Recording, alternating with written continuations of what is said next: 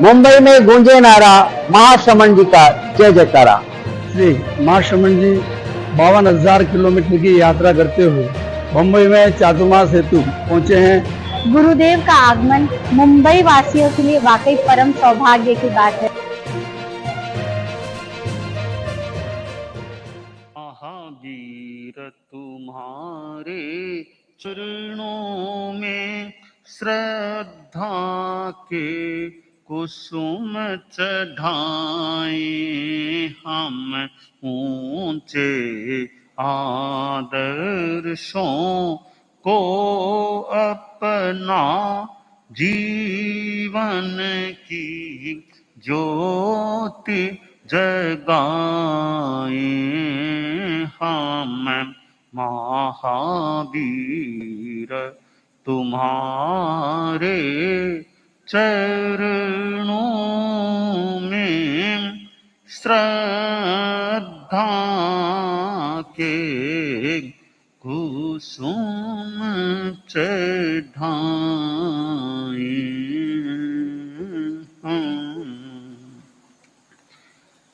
पन्नगे च सुरेन्द्रे च कौशिके पाद संस्पृशि निर्विशेष मनस्काय श्री वीरस्वामिने नमः। भगवती सूत्र में कहा गया है, उच्चा गोय कम्मा शरीर पयोग बंधे णम भन्ते कस्य कम्मस्य उदएणम। गोयमा जाति अमदेणम कुल अमदेणम बल अमदेणम रूप अमदेणम तव अमदेणम सुय अमदेणम लाभ अमदेणम ईश्वरीय अमदेणम उच्च गोय कम्मा शरीर पयोग नामाये कम्मस्य उदएणम उच्चा गोय कम्मा शरीर पयोग बंधे। निया गोय कम्मा शरीर पयोग बंधे णम भन्ते कस्य कम्मस्य उदएणम। गोयमा जाति मदेणम कुल मदेणम बल मदेणम रूप मदेणम तव मदेणम सुय मदेणम लाभ मदेणम ईश्वरीय मदेणम निया गोय कम्मा शरीर पयोग नामाये कम्मस्य उदएणम निया गोय कम्मा शरीर पयोग बंधे। 8 कर्मों में 7वां कर्म गोत्र कर्म है। गोत्र कर्म भी पुण्य और पाप दोनों रूपों में होता है। वेदनीय आयुष्य नाम और गोत्र ये चारों कर्म पुण्यात्मक भी होते हैं, पापात्मक भी होते हैं। शेष 4 कर्म एकांत पापात्मक ही होते हैं। तो प्रश्न किया गया कि गोत्र कर्म के 2 प्रकार हैं, उच्च गोत्र नीच गोत्र। तो उच्च गोत्र कर्म शरीर प्रयोग बंध किस कर्म के उदय से होता है?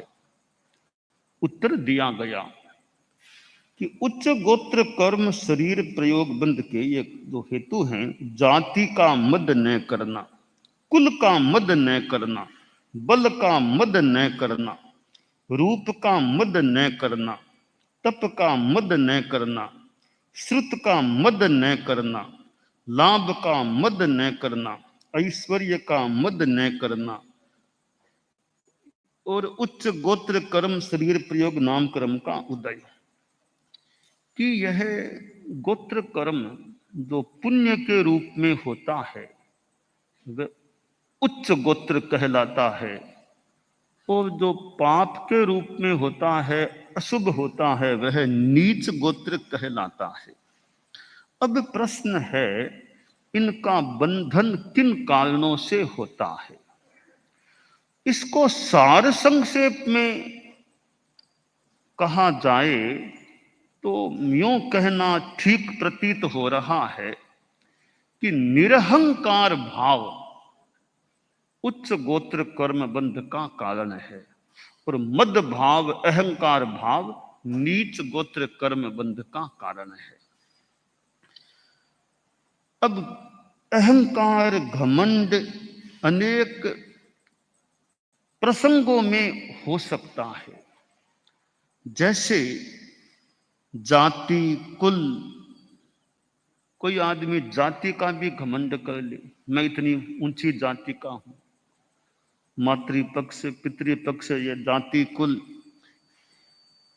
जन्म जहां हो गया वो हो गया, पर मेरा अमुक जाति में हुआ, इसको लेकर घमंड होता है, वो एक त्याज्य है। बाकी जाति पर भी विचार किया जा सकता है, भाई किस जाति का व्यक्ति है, कौन सा परिवेश है, और यों जाति का कितना क्या प्रभाव है, यह एक अलग विवेचन का विषय हो सकता है कि कौन सी वंश परंपरा का आदमी है। एक पक्ष है कि संस्कार कैसे, ज्ञान कैसा, योग्यता कैसी, वो भी एक पक्ष है। आज हम लोकतंत्र में देखें, भारत लोकतांत्रिक प्रणाली से संचालित राष्ट्र है, तो यहाँ कोई प्रधानमंत्री बनने के लिए यह नहीं कि अमुक जाति का होगा तो ही प्रधानमंत्री बनेगा, अमुक जाति का होगा तो ही राष्ट्रपति बनेगा, ऐसा कुछ नहीं है। एक चाय बेचने वाला व्यक्ति, चाय बेचने वाले का बेटा प्रधानमंत्री पद तक जा सकता है, राष्ट्रपति तक आदिवासी परिवार का व्यक्ति, आदिवासी परिवेश का व्यक्ति राष्ट्रपति के पद तक जा सकता है। तो जिसको जाति की दृष्टि से भले महत्व न भी दें, पर उच्चतम पद तक वह व्यक्ति भी वर्तमान की लोकतांत्रिक प्रणाली में पहुंच सकता है। तो वर्तमान में तो ऐसा देखें कि यह जातिवाद लोकतांत्रिक प्रणाली में मानो जातिवाद को तो महत्व ही नहीं है। जो भी आदमी अपने ढंग से चुनाव में जीत जाए तो कुर्सी पर, सत्ता पर वो आ सकता है। तो एक विचारधारा यह है कि भाई जाति से कोई मतलब नहीं, जातिवाद अतात्विक है, इस आदमी में योग्यता होनी चाहिए, संस्कार अच्छे होने चाहिए। एक नीच जाति या सामान्य जाति के परिवार में जन्मा हुआ आदमी भी कोई महान व्यक्तित्व के रूप में सामने आ सकता है। तो जाति जो भी है, जाति का घमंड कम से कम इतना तो मान लें कि जाति का घमंड तो नहीं ही करना चाहिए। घमंड काम का नहीं, और तो अलग विवेचन का विषय है कि जाति का, वंश का क्या प्रभाव आदमी पर पड़ सकता है, और जाति का कितना क्या महत्व है, यह एक अलग चिंतन मंथन तर्क का विषय बन सकता है, एक अलग चीज है। परंतु कुछ भी हो, अध्यात्म की दृष्टि से देखें तो घमंड तो नहीं ही करना चाहिए। अध्यात्म के संदर्भ में कि घमंड नहीं, मद नहीं, गर्व नहीं। तो जाति का मद न करना, कुल का मद न करना, बल का भी मद न करना। कोई आदमी बड़ा शक्तिशाली है, इतना शरीर से बलवान है कि कठोर काम भी करा लो, बड़ा भार उठाना हो तो उठा लो, भारी भरकम गाड़ी को निकालना है तो धक्का दे करके निकाल दे, इतना बल है। हाथों पर एक आदमी को खड़ा कर ले, मुट्ठी पर, हाथों पर कोई खड़ा कर ले, आदमी को उठा दे, हाथ मेरे हाथों पर तुम खड़े हो जाओ, ऐसा कोई मान लो कर दे, तो कितना बल होगा उसमें। कितना ही भार उठाना हो, भारी भरकम पाटा, जो भी चीज उठाना है तो उठा ले, यह बल है शरीर में।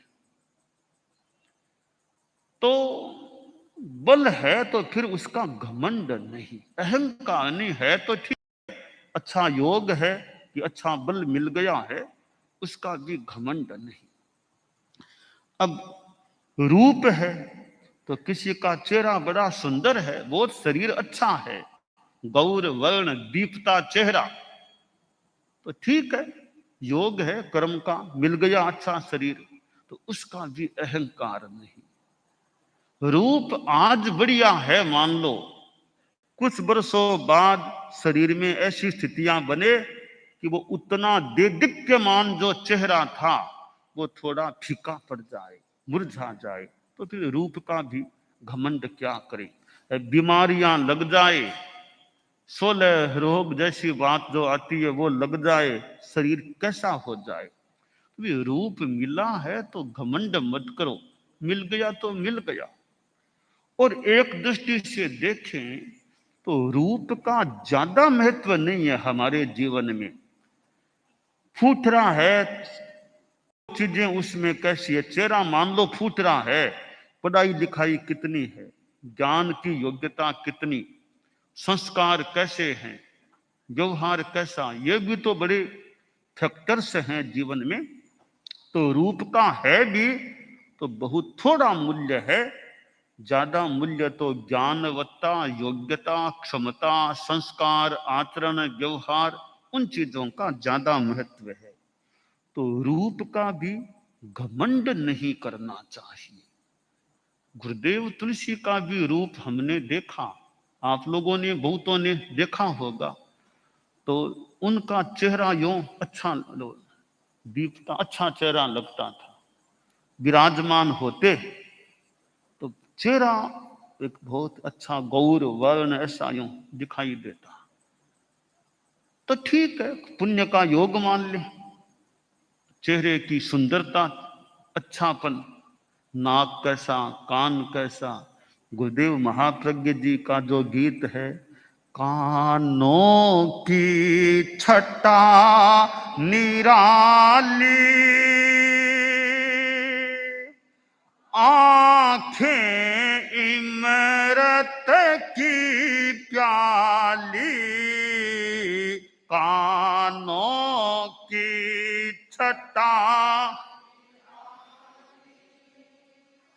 आंखें इमरत की प्याली, किसने सौंदर्य सजाया रे, महाप्राण गुरुदेव, किसने सौंदर्य सजाया रे, महाप्राण गुरुदेव।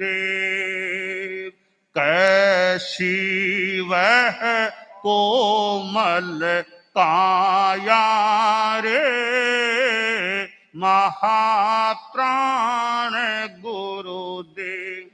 पुष्पों ने शीश झुकाया रे, महाप्राण। कंचन सी कोमल काया रे, महाप्राण गुरुदेव।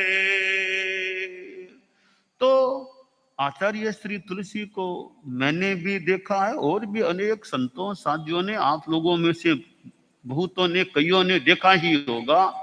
तो उनमें जितना मैंने जितना जाना, चेहरे की सुंदरता, शरीर में सौंदर्य था। तो यह पुण्याई का एक कार्य कि शरीर सुंदर है, परंतु सुंदरता का घमंड नहीं करना चाहिए, अहंकार नहीं।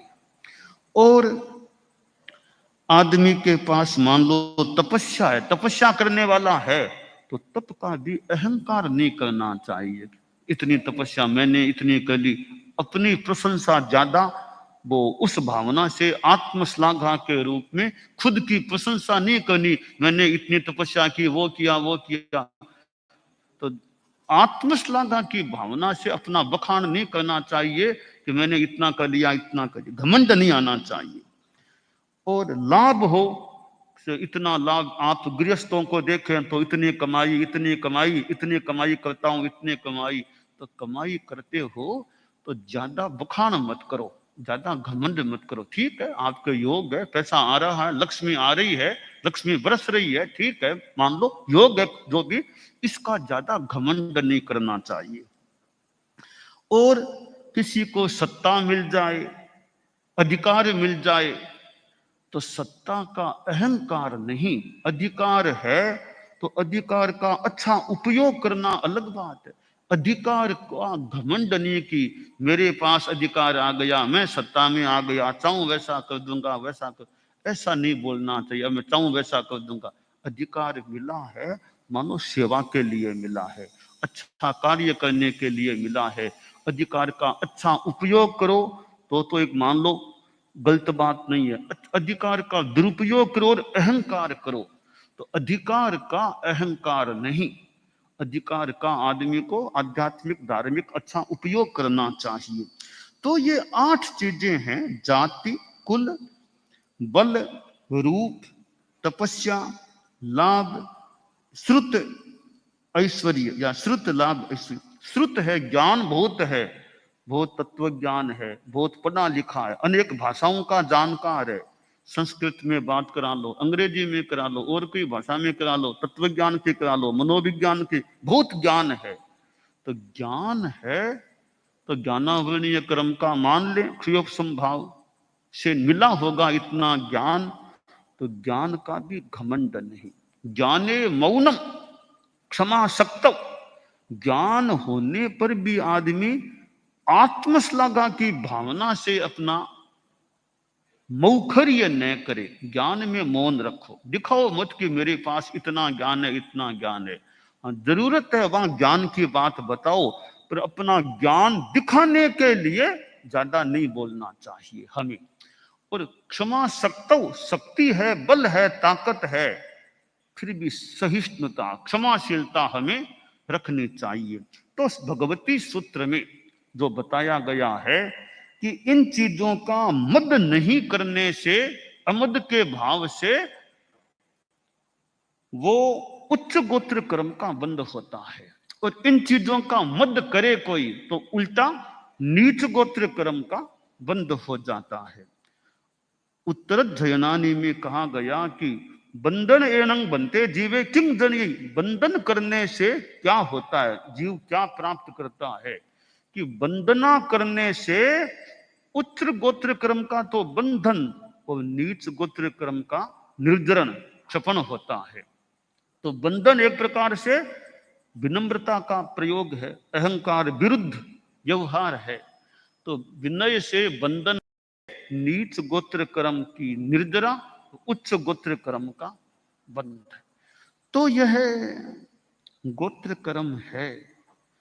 तो इस संदर्भ में बस मद और अमद, अमद भाव से उच्च गोत्र और मद भाव से नीच गोत्र का बंधन बताया गया है। हमारी दुनिया में कई बड़े पुण्यशाली होते हैं, बड़े प्रतिष्ठित लोग होते हैं, बड़ी इज्जत उनकी होती है। हर दृष्टि से देखो, आप गृहस्थों में देखें, हम साधुओं की भी बात है अलग ढंग की, गृहस्थों की देखें तो समाज में विभिन्न रूपों में प्रतिष्ठा है। कि पैसे की बात करो तो भी बड़ी इज्जत है, साहब बहुत संपन्न आदमी है। और समाज में कह भाई कि पद या पद के लायक भी इनको अच्छे आदमी, इनको पद मिलना चाहिए। कि ज्ञान में अच्छे पढ़े लिखे आदमी, ज्ञान भी अच्छा है। तो समाज में भी कईयों की बड़ी अच्छी प्रतिष्ठा है, तो मानना चाहिए कोई ऐसा पुण्य कर्म का उदय है कि समाज में इज्जत है, प्रतिष्ठा है। और उनके सदाचार की प्रतिष्ठा भी, बड़ा ईमानदार आदमी है, बड़ा प्रामाणिक है, कोई शंका की जरूरत नहीं, इस आदमी को कुछ भी दे दो कर दो, कहीं कोई आशंका मत करो कि क्या होगा, विश्वास रखो, विश्वस्त आदमी है ये। तो विश्वस्तता की भी बड़ी प्रतिष्ठा हो सकती है, ये समाज के हमारे विश्वसनीय आदमी है। तो धर्म संघ के संदर्भ में भी बहुत ये मानिष्ठ व्यक्ति हैं, अच्छे श्रावक हैं, इनकी बड़ी इज्जत है, तत्वज्ञानी है, इनकी बात बड़े बड़े भी इनकी बात पर ध्यान देते हैं। तो यह एक पुण्यवत्ता अनेक रूपों में गृहस्थ जीवन में भी हो सकती है। फिर परिवार की अनुकूलता है, परिवार में बेटे पोते सब आज्ञाकारी हैं, मान सम्मान रखने वाले हैं, कहा मानने वाले हैं, तो परिवार में भी अच्छा है। तो ये पुण्य के योग हैं। बस आदमी अपना घमंड से, हम सभी के लिए बात है, हम सभी साधु होता है, श्रावक को गृहस्थ हो, घमंड से हम सभी को बचने का प्रयास करना चाहिए। जिंदगी में कुछ मिला है तो उसका अच्छा आध्यात्मिक धार्मिक उपयोग करें, यह लाभ की बात है। बाकी जो कुछ मिला वो मिल गया, बस घमंड नहीं करना चाहिए। दानान शठम अभयपयाणम सच्चेषु या अणवज्जं वयन्ति तवेषु या उत्तम बंभचेरम लोगुत्तमे समणेणाय पुत्ते।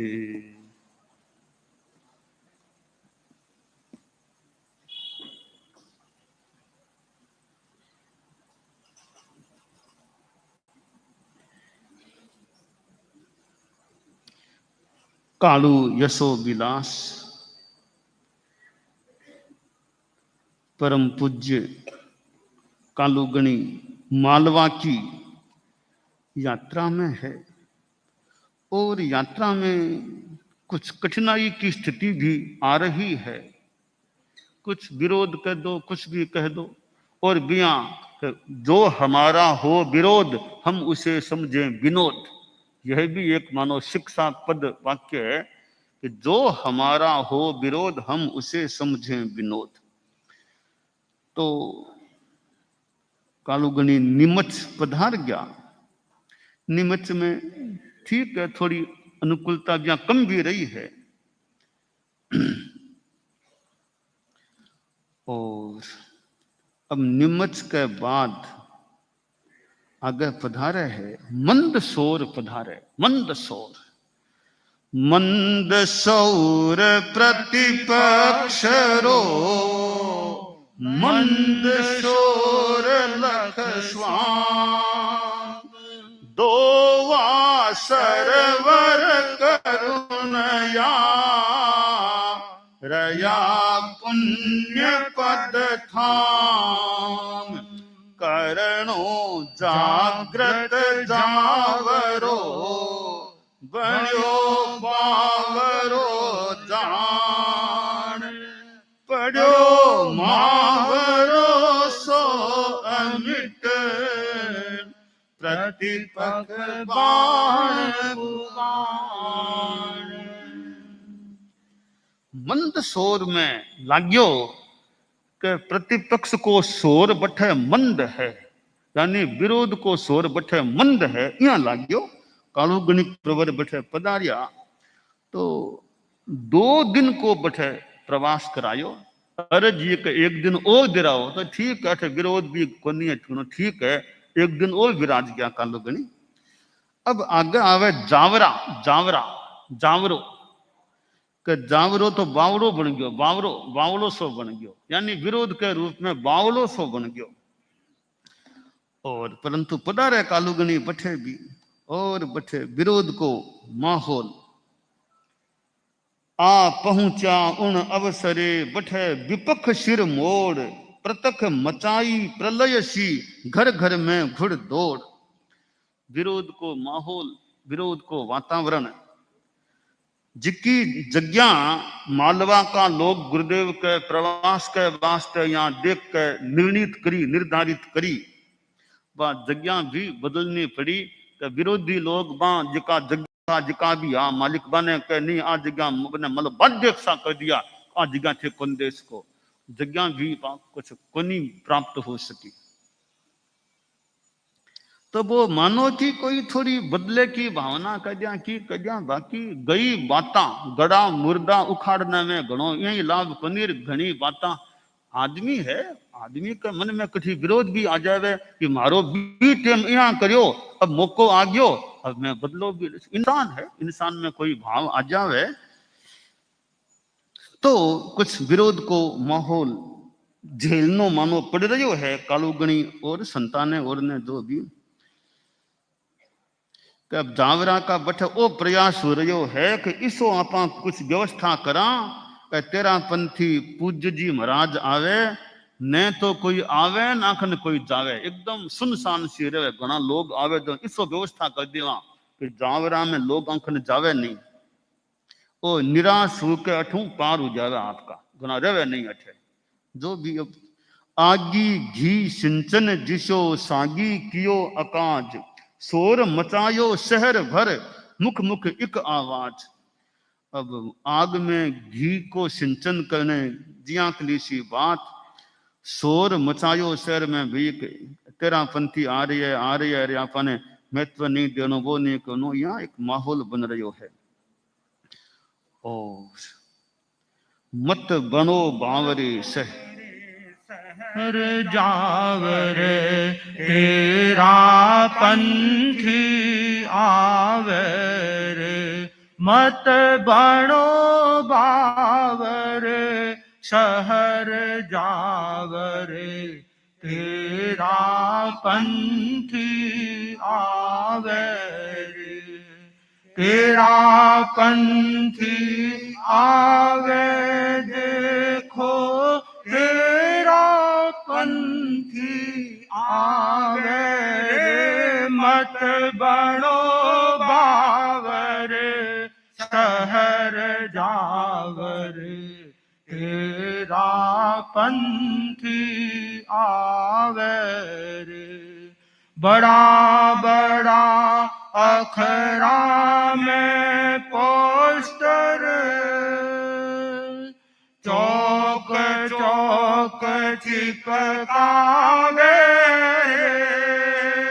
चौक चौक चिपकावे रे, घर घर बार दीवार दीवारा गौर मनुष्य दर्शावे रे, मत बनो बावरे शहर जावरे तेरा पंथी आवे। मुखड़े चमकदार मुखपति खांधे ओघो ठावे रे, खांधे ओघो ठावे रे, चुल्लपट नहीं नहीं प्रलंब पट जासू टकरावे रे, मत बनो बावरे शहर जावरे तेरा पंथी आवे रे। तो जावरा क्षेत्र और बठे विरोध को माहौल, बड़ा बड़ा अक्षरा में पोस्टर चिपकाया गया है, चौक चौक पर मानो विरोधी पोस्टर, घर घर में के बारे दीवारा पर पोस्टर पोस्टर दूर मनुष्य प्रदर्शित हो रही है। और कभी ये तेरा पंथ का लोग है, जो भी अनेक अनेक बातें बताई गई है, घनी बातें में आप नहीं जावा, थोड़ा आगे बढ़ा। हाँ, आखिर जावरा में विरोध को माहौल तो हो और स्थान की भी कुछ कठिनाई की, फिर भी कालूगणी का अपना मानो पुण्य भी है। और एक धर्मशाला की कोई जगह मिल गई, बट है कालूगणी, अब मूल जगह तो वह ना होगी, तो एक कोई धर्मशाला कोई स्थान मिलो, बट कहीं गुरुदेव विराजा बखान गिराना शुरू करा दियो। बखान गिरावे पूज्य प्रवर कालूगणी, तो व्याख्यान शू लागे अच्छो एक काम हुयो कि गुरुदेव आपके बखान में जो भी स्पष्टीकरण देनो कुछ फरमानो, कालुगणी प्रवर को व्याख्यान प्रवचन विष्णु अच्छो चौथ प्रभाते माग विद मालव जनता साथ समव सरियापुर जावरे तेरा पथरा तात गली गली बाजार में खड़िया हजारा लोक उत्कंधर बंदे सुगड़ दे दे पावा धोक नहीं आवे संपर्क में किनो प्रखर उपाय विपरिणाम पेछो प्रगट कालू पुण्य पसाय। अब विरोध को प्रयास करियो गयो फिर भी लोग आकृष्ट हो जावे है, विरोध भी हुयो है पर गुरुदेव को बखान हुयो और यो तो अच्छो लागे को प्रभाव पड़ियो है और यहाँ अब लोग उल्टो अच्छो प्रभाव हो रही है। तो वो जावरा को जो प्रवास हुयो आचार्य श्री महाप्रज्ञ जी खनो संभवतः सुनियो के कालुगणी जावरा पधारिया विटम विरोध के कालुगणी आचार्य श्री महाप्रज्ञ जी एक बार मैंने याद आवे फरमायो कि गुरुदेव कालुगणी जावरा पधारिया हाँ तो के रात ने भी यहाँ जल्दी पढ़ाने की गुरुदेव की ही क्रम आदत जल्दी पढ़ाता भी रात में तो गुरुदेव फिर देर रात तक यहाँ लोगों ने आपका प्रश्न का उत्तर और यहाँ कालुगणी दिया कला जल्दी पढ़ाने वाला भी रात में तो देरी से पढ़ाया वो विरोधी हो लोगों का प्रश्न और उत्तर देने में और में आचार्य श्री महाप्रज्ञ जी खनो मारी सुनेड़ी याद आ गई कि जावरा में कालुगणी को विरोध यो बात आई। मन मोहन गारो मारो नाथ जी मारो नाथ जी मन मोहन गारो मारो नाथ जी प्रथम याम में ही कियो सखे मध्य नगर पर भेष भाल भानवत भड़क तो सिर सो है शीततम केशरे दीपे अति धवलित देशरे दिल उज्ज्वल अमल आशीष रे निज निर्मल चरण निदेश रे मानु जगतारक जिन ऐसरे मन मोहन गारो मारो नाथ जी मत्त मयंगल मणपता मनु मंजुल चाल मराल आया हर बाजार में एक धर्मसाल सुविशाल रे चौगान पड़े चौसाल रे बीण बिचर सिंहासन ढाल रे प्रारंभ्यो देव दयाल रे व्याख्यानामृत वर शाल रे मन मोहन गारो मारो तो परम पूज्य कालुगणी प्रथम प्रहर में मध्य नगर प्रवेश करा रिया है जावरा के मायने और बाद धर्मशाला को स्थान मिलो बारे खुलो चौगान सो बठे गुरुदेव पट्टासीन हुए है तो बठे आपको देश ना व्याख्यान फरमावे और लोग तो कई तो इतो विरोध को प्रचार यो लोगा में उत्सुकता जागी यहाँ कला कौन आ रही है इतो विरोध हो रही है लोग देखा कौन आ रही है लोग भी उत्सुकता से मानो भीड़ होगी लोगों की देखा कौन आया है तो कई बार विरोध भी प्रचार कर देवे विरोधी लोगों ने आने को मानो कारण बन जावे। तो आचार्य श्री धर्मशाला के बारे को जो वो मैदान हो बठे व्याख्यान के संदर्भ में विराजे है और लोगों को द्वारा वो ठसाठस भर गयो स्थान।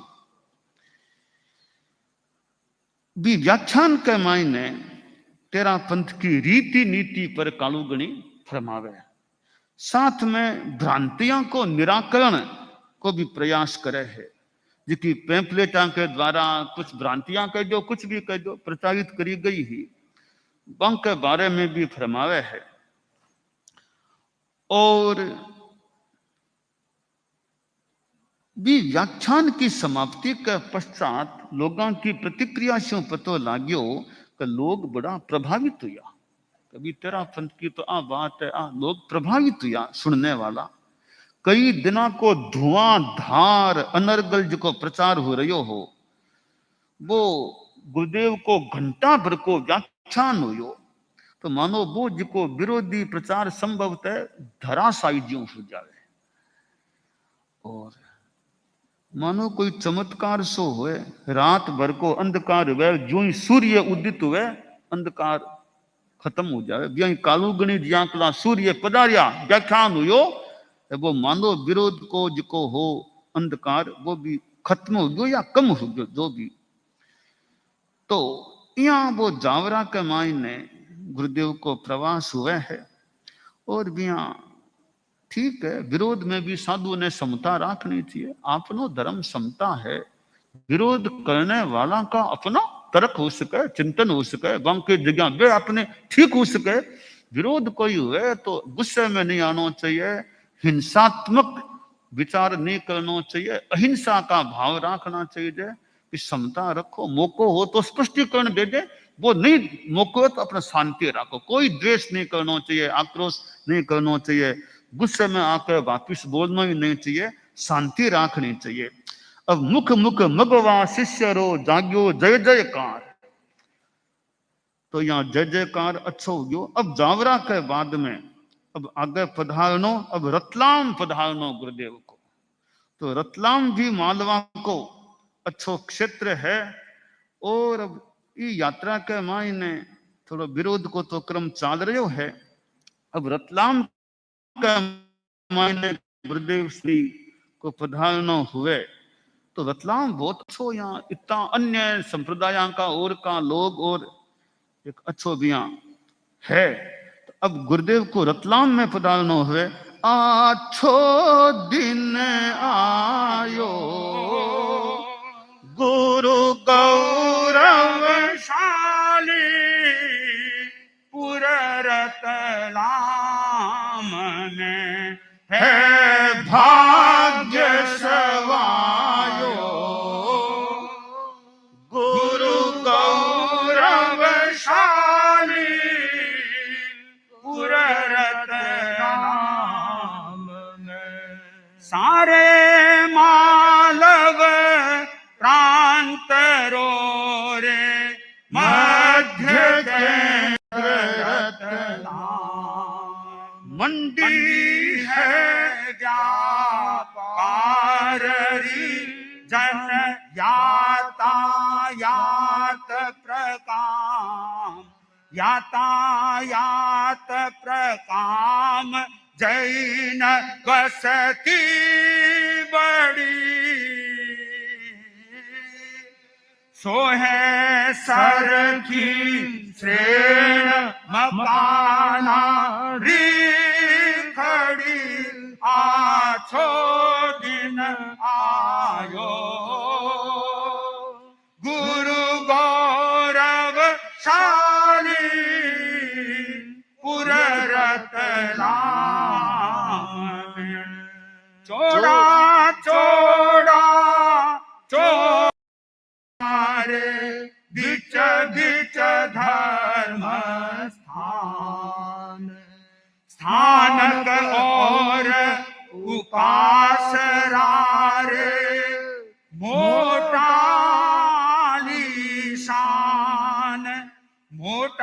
आली शान पधारे गण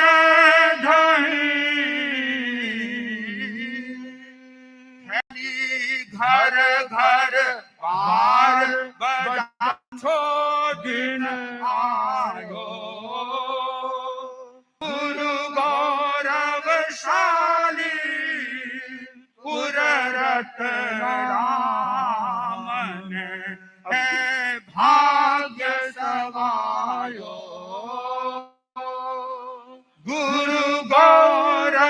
शाली पुर रतनाम ने। तब रतलाम में किया कालुगणी को प्रवास हुए, किया विरोध किया, वापिस स्पष्टीकरण आदि जो भी स्थितियां बने हैं, तो रतलाम संबंधी बातें यथासंभवतया आगे आ सकती।